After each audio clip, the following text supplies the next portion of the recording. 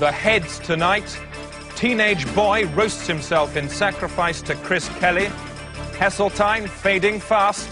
And headmaster suspended for using big-faced child as satellite dish. This is the news.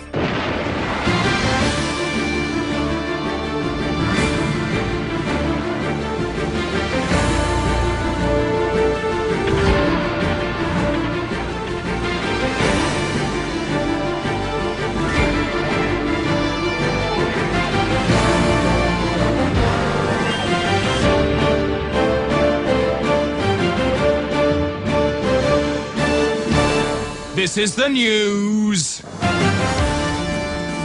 Coming up, why can't I be king, bleats Patton. What is unreasonable about that proposal? And Mad Lord says it's not too late for Freddie Mercury. I'd recommend she went to her local benefits agency office, sought advice there, and I'm sure she'd find that as likely as not, by getting hold of family credit, she might find herself considerably better off. News. London Transport say they may have to close the underground system due to an infestation of horses. A report described the conditions in the equine plague as like an abattoir in a power cut. Ted Moore reports. For years, the system of tunnels and shafts has harboured a small population of wild horses without bothering the commuters. The only pest control necessary was performed by the teams of fluffers, who to this day remove clots of hair from the tracks. See the hair? Then in 1970 came the crackers, special staff who had to patrol the darkened tunnels every day and kill the horses with hammers. But now, say officials, the horses have become a menace. Due to a large file of horses blocking the line at Marble Arch, all services have been cancelled. Many of the drivers are heavily traumatised. Only one today could describe the conditions. Loads of horses, at least 30, I'd say. As a train approaches, they start running away from the train. Stampede in the opposite direction, like. And what the drivers say they fear most of all is a head-on collision with a blind tube mare. Well, it's instant death. It comes straight through the cab window, crashes you to death. Personally, I think the management should round him up. Get rid of him. And in a statement issued just 10 minutes ago, the Home Secretary announced that he personally will be going into the tunnels this weekend, armed with a special gun. The Day Today. News from telly to belly. Now from the day-to-day travel tower, a mile above the centre of Great Britain, here's Valerie Sinatra. Valerie, how's it all looking? Nice? Well, a bucket load of mixed blessings for you down on the ground, Chris. Let's take a look, first of all, at the M18. That's starting to clear now after that quiet stretch of the A49 was brought down from Stirling earlier on, so that's very good news. The M11, on the other hand, is still very busy indeed. It's nose to tail, coaches, cars, pedestrians. And in fact, if you take a close look, you might just be able to make out a piece of pie down there on the road. That's not going to be helping anyone at all. You'll have heard earlier on the news about the motorway pile-up this afternoon. The M6, the M58, the M61 and the M56 all collided, so safer to avoid that altogether. Good news, however, on the A12. Those earlier congestions have now cleared, so you should have no problems at all if you want to go there and bathe a child. Finally, a warning to speeding motorists. Police marksmen have now been stationed on all major roads in and out of London. That means anybody caught speeding can be shot in the chin, so best to avoid that too. Back to you, Chris. Thanks, Riley. That was great. Thanks a lot. Take care. See you soon. Take care too, right? See you tomorrow? I will. Yeah, I hope so, yeah. Okay. Take care. Ciao, Chris. Bye. The BBC has confirmed that it's ditching the 9 o'clock news in favour of a new soap opera called The Bureau. It's set in a 24-hour bureau de change. It started just 12 seconds ago on BBC One, so let's dip into it and see what all the fuss is about.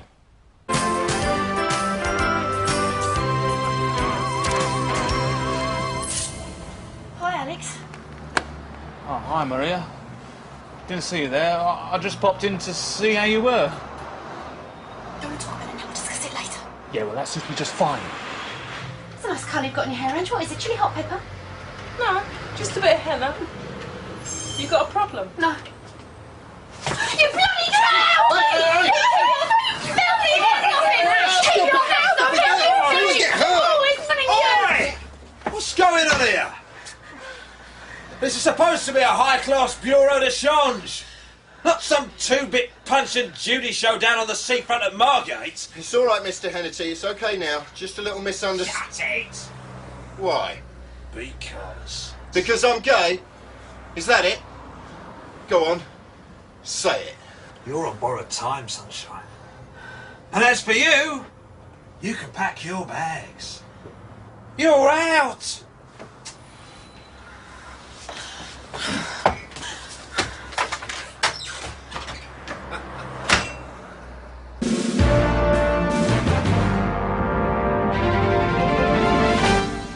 Alan, sport.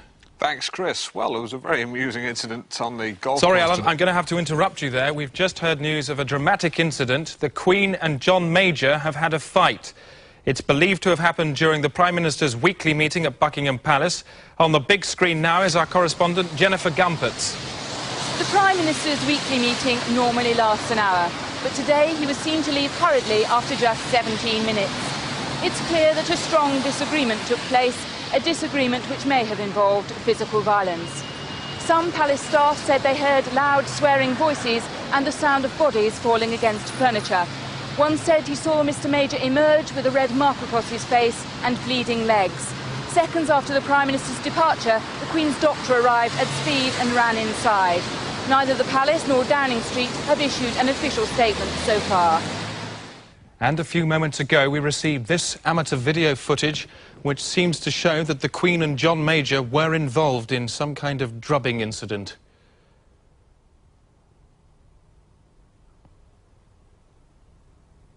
And as a result of that broadcast, the crisis has deepened dramatically. I'm joined by our crisis correspondent, Spartacus Mills. Spartacus, this is huge history happening, isn't it? It's bigger than that, Chris. It's large. I mean, if you've got a history book at home, take it out, throw it in the bin. It's worthless. The history books now will have to be rewritten. What will they say? They'll quite simply say, John Major punched the Queen. Everything else will be a footnote. A push for time. Can you sum it up in a word? No. A sound? Spartacus, thank you. Alan, sport. Thanks, Chris. Well, as I said, it really was... Shut it, Alan. I want you to stop. All programmes have now been suspended on all channels to allow the broadcast of this film held in reserve for times of crisis. Britain is a nation built on the very scowling face of adversity. Its dauntless spirit unbowed by any crisis. This is Britain at its best.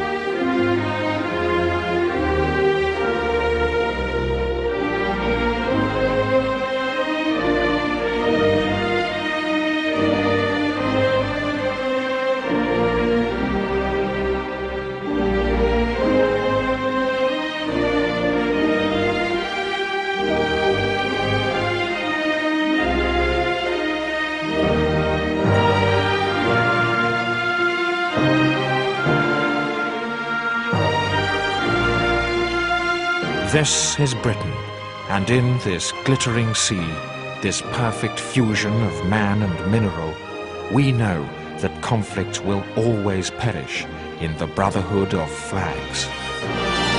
This is Britain, and everything's all right. Everything's all right. It's okay.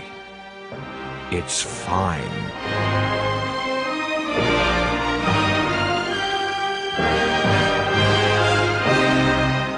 During that film, we've been watching number 10.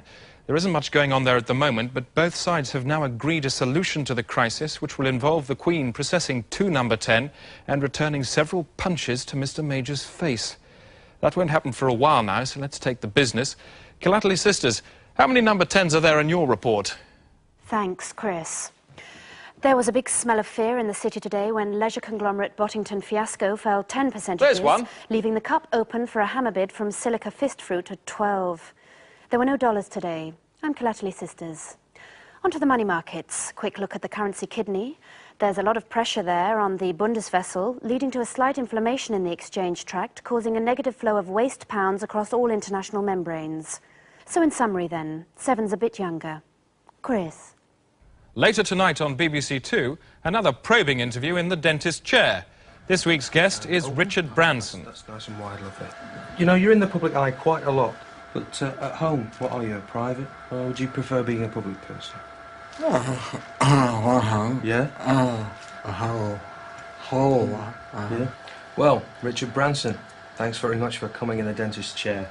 I'll just clean you up now, okay? And then at 8:30, John Fashionable, John Fashionable, John Fashionable, John Fashionable, John Fashionable, John Fashionable. That's John Fashanu tonight on BBC Two. Coming up, the Queen marches on Downing Street. There she is in a cart. And whatever next in the bureau. The soap opera that's got them all in a lather. Oh my God! Ange! Pills! Someone call an ambulance. Don't bother. She's dead. There's a note for you. It's Hennety's fault. Look, I never thought I'd say this, right, but pull down the blinds. I'm closing the bureau for an hour. A large build-up of air traffic over London has tonight jammed solid in the sky. Thousands of aircraft have ground to a halt in mid-air and may soon start falling like massive buses. The air jam started around 2 o'clock this afternoon, bringing chaos to Heathrow and Gatwick, both airports, today. In an air jam, there's a 3D gridlock in the air and no way out. The planes just slow down and stop. It's been known for years that air jam could happen, but no emergency measures were ever made. The last-minute efforts of Transport Secretary John McGregor this afternoon did little to help. Is he always breaking things? The irony is that while these people lie around like the dead, those in the air will actually die and end up like the ratatouille these people ate at the canteens, which are responding to strong demand at the moment here. Time now for our resident humorist Brant, the physical cartoonist from the Daily Telegraph, to roast the hell out of everybody with his pomposity pistol. Mr. Brant, do something that'll make them, and I mean any politician watching this, feel really ashamed. Thanks, Chris. This week, Bill Clinton has shown that, like Icarus, he can't stand the political heat.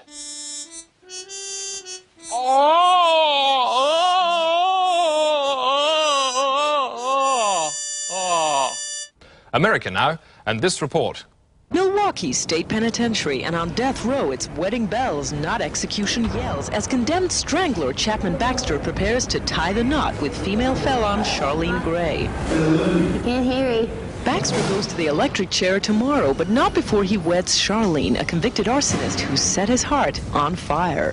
I ain't never loved nobody, nobody never loved me. When I met Charlene, it just was like a bolt from blue and just fell in love and just figured, why the hell not? Why shouldn't I get married? Just like a real regular person.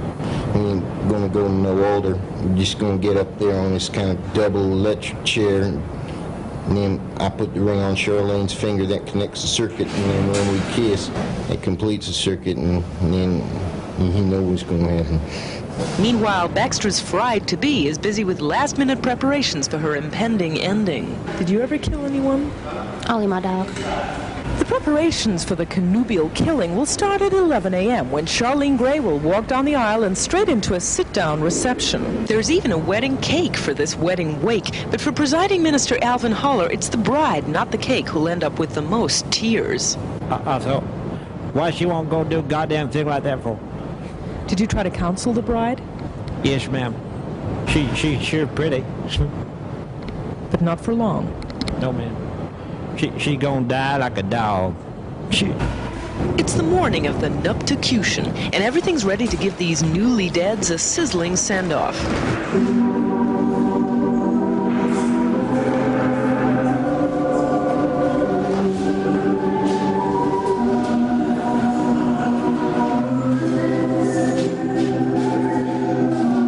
Place the ring on her finger.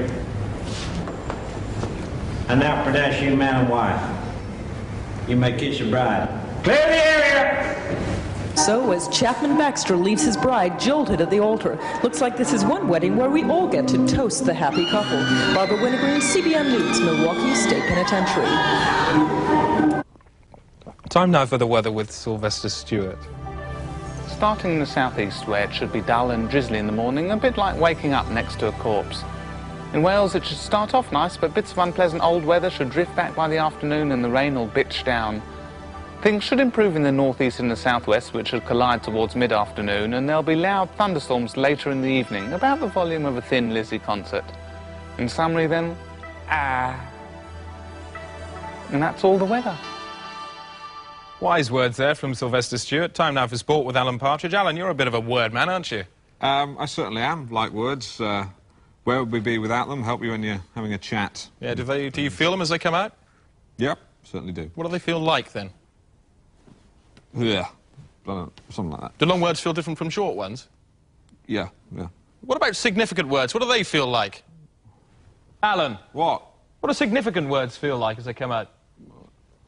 Well, do they feel different? Yes. I'm Alan Partridge. Buttress is a significant word, isn't it? Yeah. This is Sports Desk. Football. The Liverpool versus Tanners match ended last night with defeat for the Tanners. I visited their dressing room. The atmosphere here hangs heavy, like a big smell. The smell of men together, the smell of cat's musk. Bob Mariner, you missed the penalty. Why? Yeah, Alan, it was a bad one. It took the top of my boot. It was all over in an instant. You look really stupid. Yeah, it wasn't a good performance. I'm going to try and take a shower now. Look on to the rest of the season. Thank you. Thank you very much. Thank you. Are you going to wash away the stain of defeat? Yeah. Get it clean now and look on to the next start again in the rest of the season. Yeah, but when you go home with your, you get to bed with your wife tonight, you watch it on a VHS, you're going to sleep with her, she sees a stain on your body and she says, Bob, remove the stain. Will you remove it? I'm married, Alan. I'm married. You've got a girlfriend, though. On to show jumping. And I managed to catch up with the Australian dazzler Katrina Parfitt after this morning's big horse event. Katrina, quick word. Let me say, you look fantastic on a horse. Thank you very much. You're like the Lone Ranger on Tonto. Oh. How do you feel? Well, I feel disappointed. I didn't quite make it this time, but, you know, that's the way it goes. I was personally gutted because I love those little touches you had, the way you turn, smile at the judge. Well... A little wave, a little wink. It doesn't go on looks and smiles, it goes on a lot of skill and discipline now. I'm sure it does, but let me tell you, if I'd have been a judge, I would have been a complete mess. Right. What about the horse? How's that handling? Well, Sedanzik wasn't doing too well. He shied away from the water jump, and that's when I really began to lose it. Yeah, well, let me tell you, if you ever have any more problems with him, you can ride me around the paddock. Thank you. Anyway, I think that next year I'll have better luck. How do you ride a horse? How do I ride? How do you ride a horse? Well, I've been riding since the age of about 5. I don't think it's anything you can learn. I think it's something that's in the blood. Sedanzik is my horse, yeah. And I shall be back next year and I shall win on him. You tell him. Thank you. Thank you. Thank you. Very much. Thank you. Katrina Parfitt, a lady. A fact, alone and tumbling through infospace. Without help, it could vanish forever. Because only this can make it a news. Here with comments on some of the stuff we've just seen, our resident reactor, Jacques Livereau, who's been commenting on everything since the start of the programme. He just sort of gets on with it as we go along. Let's dip into him now. If we could see politics, what would it look like? A cube, but with all its corners on the inside. Back now to the constitutional crisis. The Queen processes to Downing Street today to punch John Major back in the face. Huge crowds are gathering there already. Our reporter down among it all, Jonathan Sizz. Thank you very much. It really is a magnificent potato of a day here today. This, of course, the route that Princess Anne will be taking. She is the Queen's second. The Queen herself will be going down the Mall, through Admiralty Arch, around Trafalgar Square, and then on down Whitehall itself to number 10. I've been meeting some of the people here who've been getting terribly excited over the last 24 hours. It's nice to see the Queen bouncing back today, wasn't it? Indeed it was. A good quality bounce? Most certainly. And do you think the Prime Minister is going to lose today? I couldn't honestly say. It's going to be a close one, isn't it? But is it quite right that the Queen should end up on top? Yes, certainly. If you were right there able to administer on-the-spot justice to somebody who had punched the monarch in the face, what would you do to them if you were right there, standing next to them, bang, and so on? Well, I would immediately smother the person, whoever it was, if anybody attempted to assault the sovereign. If you'd been there on the day, you would have smothered the man, Major? Yes. With your own clothing? Yes. Yes. Or anything else that came to hand? Cloths? Yes. Blankets? Yes. Even a handkerchief? Yeah. And what would you have said to him as you smothered him? No, I wouldn't have said anything at all. No words, just physical action? Physical action, that's all it's called for. Flatten the bugger? That's right. And we gather that whilst that was going on, the Queen took a secret tunnel straight into number 10 and may already be inside. This afternoon, opposition MPs turned up to weaken the Prime Minister. That was part of the deal too. And throughout the day, he'd received a stream of colleagues to use as sparring partners and tactical pain advisors, including Kenneth Clarke, Michael Howard, Christopher Biggins and Michael Heseltine. Mr. Major then received strength from supporters and well-wishers, including pop star George Michael. And our cameras have been rolling all the time. I'm told if we turn the sound up, it is possible to hear Her Majesty's arrival and the solemn punching up.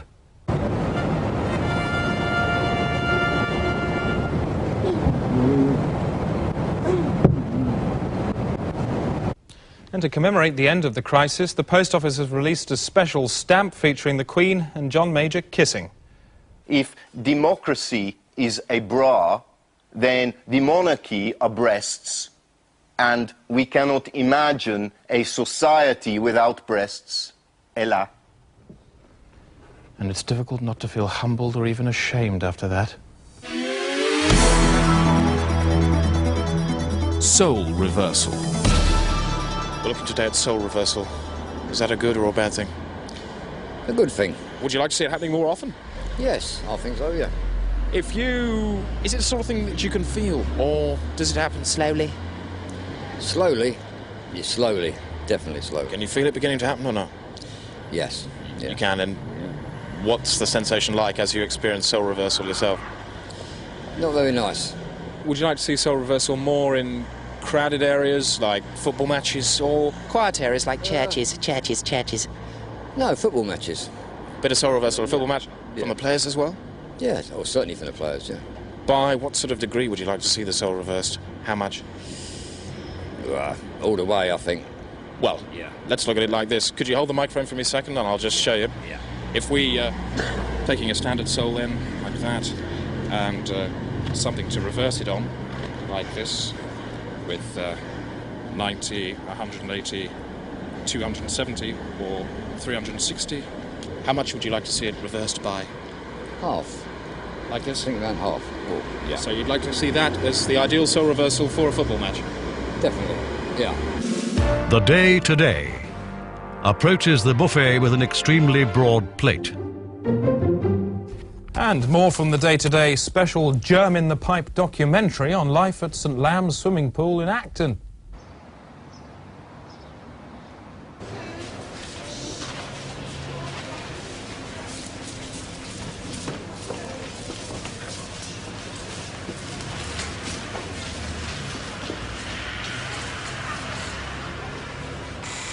I'm a pool supervisor, the night supervisor.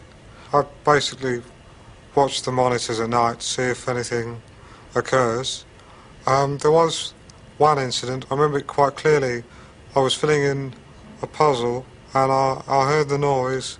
There was a commotion up in the rafters, and somehow, we never know even to this day, a pigeon had got in, was flapping around in the rafters.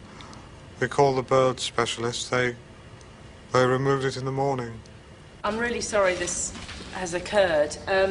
If you'd like to talk to Vicky afterwards, you know, we'd welcome you having a few free swims at the pool at our expense, because it's very unfortunate. So please do talk to Vicky. I mean, I think it's by Alexis to help them somehow. Yeah, you'll get an early bird swim, all right?